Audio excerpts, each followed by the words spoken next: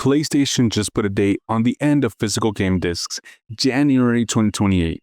What's going on, everybody? It's Ed Saavedra. So Sony just made it official on the PlayStation blog. Starting January 2028, physical disc production for all new games releasing on PlayStation consoles is being discontinued. Sony is making the official move. Xbox is being pulled into that same conversation. Now, to me, this feels like one of those moments where the industry stops hinting at the future and just says it out loud. So today, I'm going to break down exactly what Sony announced, why GTA 6 might have been the quiet test run for all of this, and what Microsoft is reportedly doing on the Xbox side, and what any of this actually means for you if you still care about owning your own games. After that January 2028 cutoff, new PlayStation games will only be sold as downloads through the PlayStation Store or as codes at retail. So yes, stores can still sell you something, but that something is probably a code, not a disc. And that is where the definition of physical media starts to break down, because a box with a code inside is not the same thing as owning a disc. It might sit on a shelf, but the game itself is still tied to a digital account and a digital storefront. Now, here is the part that bothers me. I understand why Sony wants to do this. No discs to manufacture, no shipping costs, no used game market cutting into the sales, less risk of broken street dates or early leaks. From a business perspective, it makes sense. I get it, right? But as a customer, I do not care that it is more convenient for the corporation. I lose the option to lend the game to a friend, trade it in later, find a cheap used copy 6 months down the line, or keep a finished game on the shelf and actually feel like I own a piece of gaming history, right? Some people do not care about that at all. If you already buy everything digitally, this changes nothing for you. But for the people who collect games, this is a big deal. This is not just nostalgia, it is ownership, price competition, preservation, and the basic ability to buy a game without every part of that transaction being controlled by one digital storefront. And the timing here is what makes it even worse, because Sony also announced an update for the PS3 and the PS Vita stores.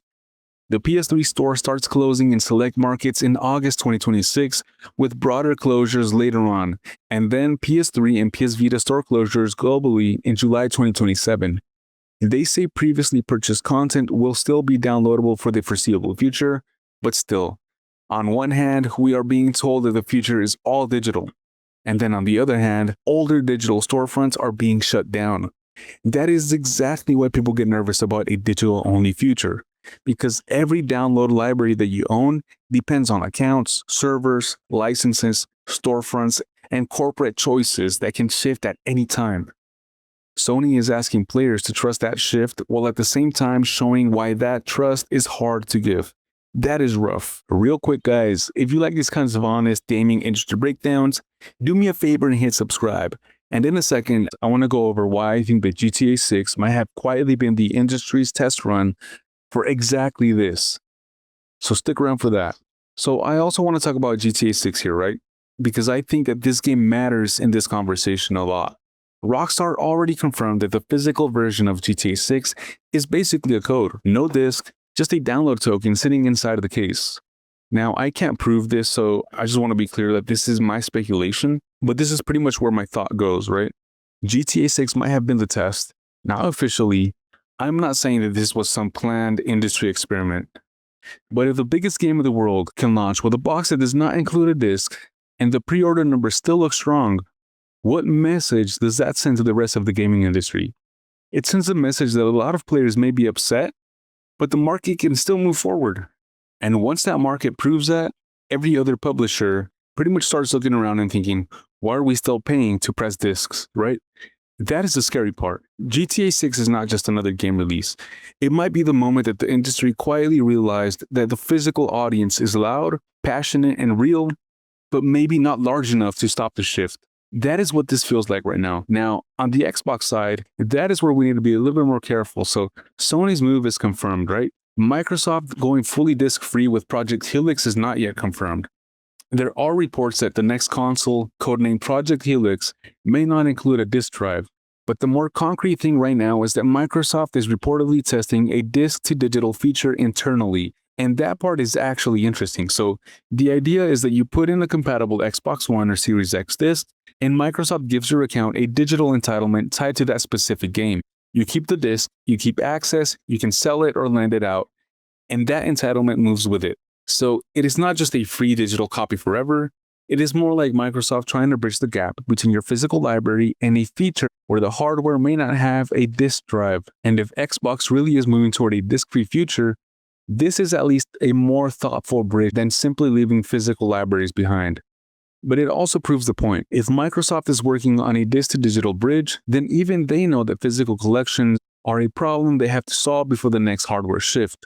Now here's the catch. Reportedly, this would only cover Xbox One and Series X games, not original Xbox or 360 titles, and even some One-era games might not work, depending on how that disc was manufactured. And again, this is still internal testing. Microsoft has not announced the final version as of yet. So this could end up being useful, limited, or changed entirely before release. But the fact that this exists at all pretty much tells me where this industry is headed. Physical media is not being protected in the way that collectors want, right? It is being converted into something more controlled. That is the part that gets me right there. Now, my honest take is this, guys. I am not anti-digital, right? I buy digital games, I use Steam, I like preloading, sales, and hot swapping discs sometimes. But I do hate when the option completely disappears. That is the difference. Digital being convenient is great. Digital becoming the only path is where I start getting a little bit uncomfortable. Because once discs are completely gone, the used market changes, collectors lose something real, retail pricing changes, and game preservation gets a lot harder. And the next time that a storefront shuts down, we are supposed to just trust that our libraries will remain available for the foreseeable future, right? For the foreseeable future is not the same thing as forever. That is not ownership. That is basically a promise with an expiration date that we are not able to see. So where do I land with this? If you care about physical media, this is the generation where you start buying the games that you really want physically while you still can. Not every game, not panic buying, but the ones that actually matter to you. The games that you know you want to keep forever. Because this industry is moving fast and the direction is obvious now, right? PlayStation has put a date on it, GTA 6 is shipping a box with no disc, Xbox is reportedly testing a way to turn discs into digital entitlements, and Project Helix may not even have a disc drive. Sony made the official move. Xbox may be preparing its own bridge, and I would just not sit here and pretend that Nintendo is some hero of preservation either. They are just moving at their own pace. Basically, what's happening is that the whole industry benefits when you do not fully own that game. That is why this matters. Not because discs are perfect. They obviously are not, right? Discs can break, updates still matter, modern games are massive, and half of the time the disc is basically an installer for a bigger download anyway. But having multiple ways to access games, physical, digital, backups, emulation, is healthier for this hobby than one company saying, everything goes through our store now. So yeah, this is not the end of gaming, but it is the end of something, right? And if you grew up buying games on discs, trading them, lending them out, collecting them, or just looking through the box art on your way home, this one feels like the end of an era. Drop a comment, guys, and tell me where you guys land on this. Are you already fully digital, or is January 2028 the point where PlayStation basically starts losing you? If you like these kinds of gaming industry breakdowns, do me a favor and hit subscribe. I will keep covering how this plays out with Xbox, Nintendo, and the rest of the industry over the next few years. Now for more gaming hardware news and updates, check out savage.com. I'm Ed Saavedra. Thanks for hanging out, and I will catch you all in the next one.